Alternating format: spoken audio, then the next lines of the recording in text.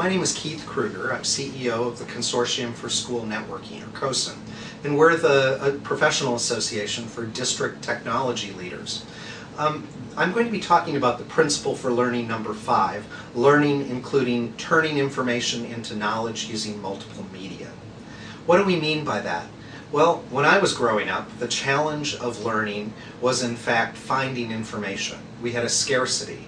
So if you think about the knowledge that we had in a classroom came from the teacher, perhaps the 10-year-old Encyclopedia Britannica, the old Globe, and perhaps a set of books down the hall in the library.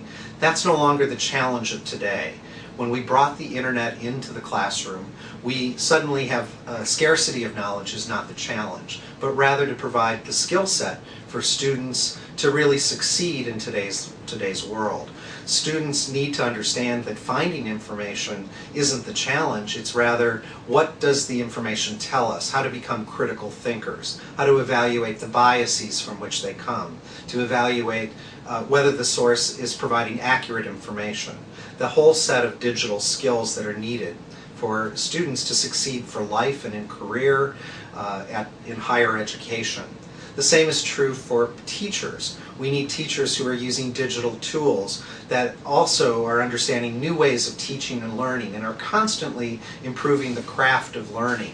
So in the National Education Technology Plan that was issued a year and a half ago, they talk about educators must become more than information experts. They must be collaborators in learning, seeking new knowledge and constantly acquiring new skills alongside of their students.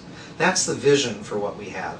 If we think about what the big change of society has been over the last 20 years, it's that we've become much more of a participatory culture, as Dr. Henry Jenkins talks about.